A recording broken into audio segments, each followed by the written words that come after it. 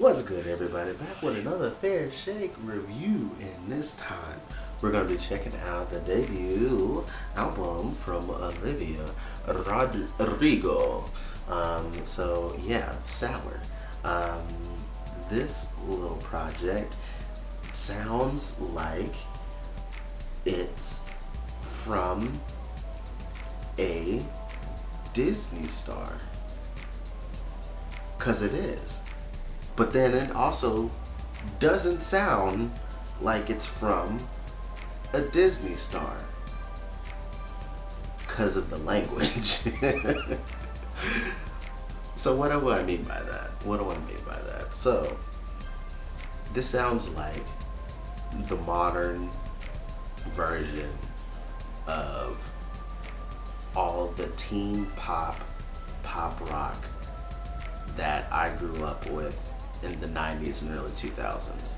Is this seriously what it sounds like? So like once Brutal came on, I was like, oh my goodness, this sounds like the song that you put on in a movie soundtrack, where you're dealing with the young teens in the high school kind of thing, and they're just talking about life and some of the things that make it kind of tough for them to get by, and it's just brutal.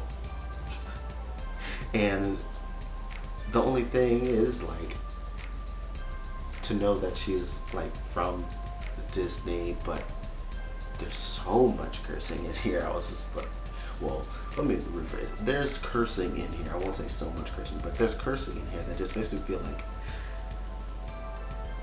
it feels weird for me, because I'm just like, aren't you like a kid though? And then it's just the language it just throws me off guard. It's just a personal thing, but I did enjoy Brutal. It just feels a little nostalgic for me, and I got that feeling from other ones, other tracks as well, but I'll tell you the difference when I get to kind of some of these. So Traitor really did make me feel like, dang, she really is kind of influenced by like the Taylor Swifts and the kind of like the Lords. Like I kind of get these kind of vibes from, and maybe even like Demi Lovato, early Demi, and I'm like, bro, this sounds like that music and that point of view as a kid.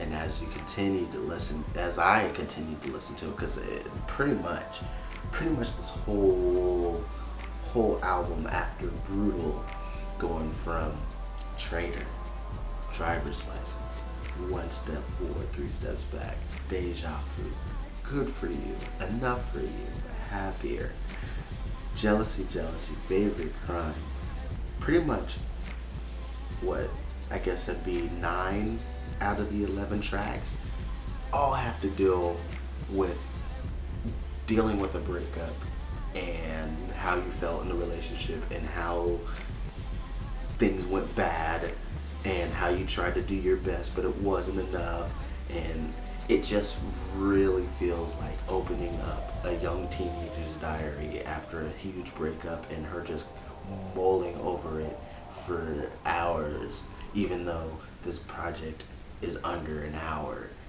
It just feels like reading through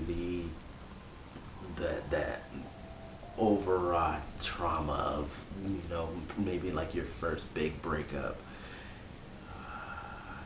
So with Traitor, it's just like, you may not have cheated, but you're a traitor because you were talking to her that whole time.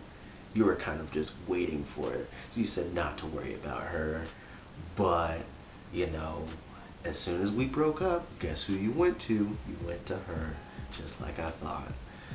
You're a traitor. You may not have cheated, but you betrayed my trust and made me think that she wasn't competition when technically she was, because she was the next option.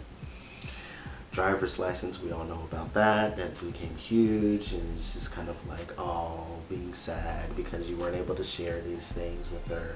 1 steps forward, 3 steps back. It's just like, hey, it seems like every time we're doing good, there's something that I do that takes you off, that makes everything worse again. And it's just like, okay, get that, I get that. Deja vu is just kind of vindictive and jaded. Like, I bet it feels like deja vu because all the things that we used to do are things that you guys do, and I bet you don't even realize that these are things that we did and we shared. And he's telling all the jokes that I told him that made him laugh.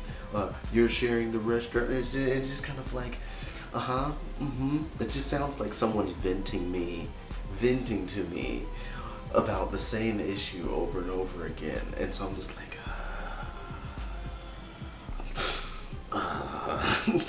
and like I can understand those feelings, but there has to come a point where there's like growth at some point where you move on. And I feel like, and throughout this project, I just keep hearing no growth, continue to just wallow in this breakup, and I can hear, I can imagine a lot of people just relating to it, vibing with it, and just wanting to be there in that emotion with her. But it's not quite for me. But as we continue, good for you. It's just kind of like, oh, things are great for you. That's great. That's good.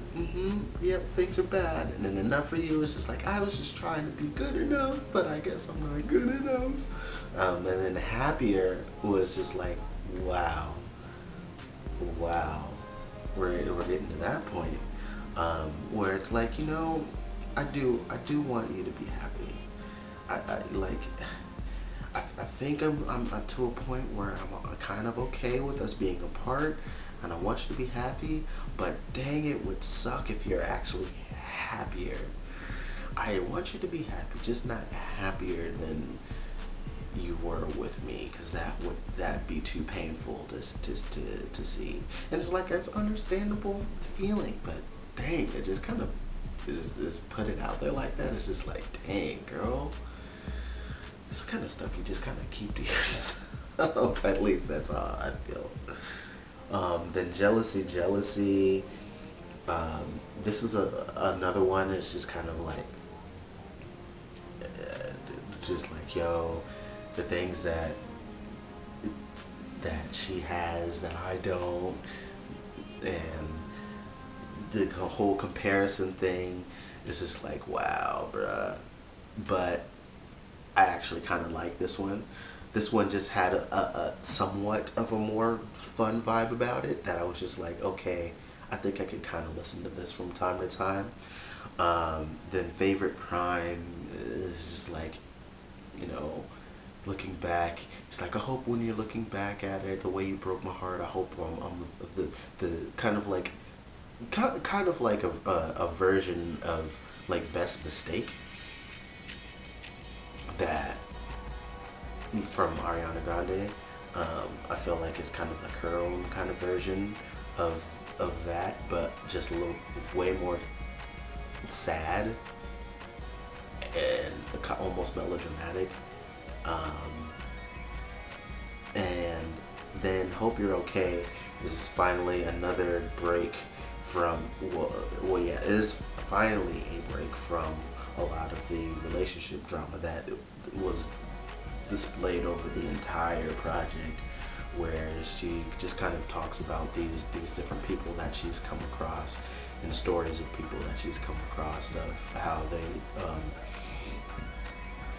had to be brave and deal with the situation of being closeted or even coming out as LGBTQ plus, and I thought that was kind of a sweet track, and the way she approached it was really nice.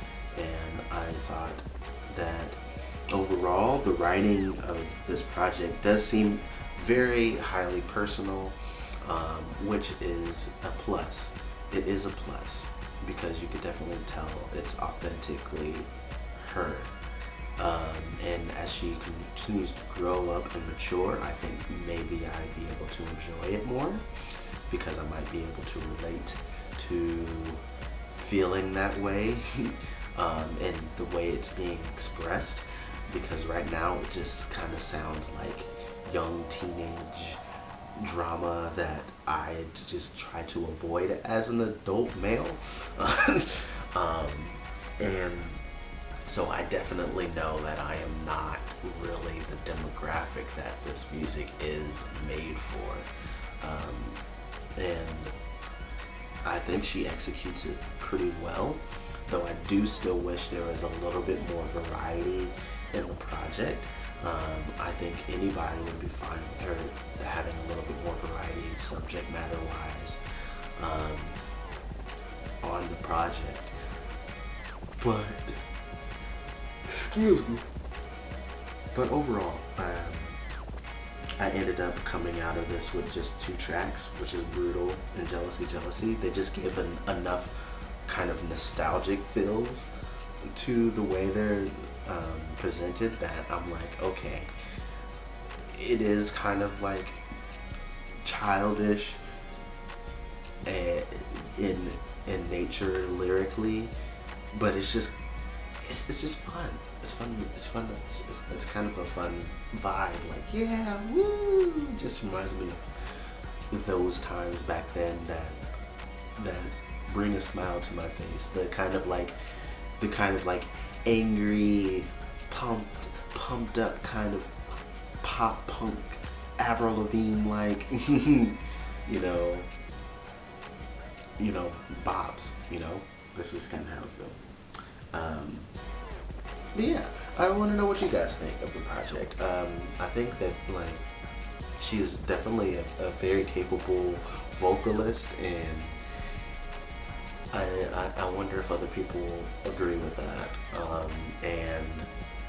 So yeah, tell me down below. Really interested. You can also hit that like button if you enjoyed this review. Also, you can subscribe for more reviews and reactions that I do here on the channel. And plus, in the description box, there is a link to a Patreon that you can support your boy if you are so behooved to. And yeah, until next time, much love, peace.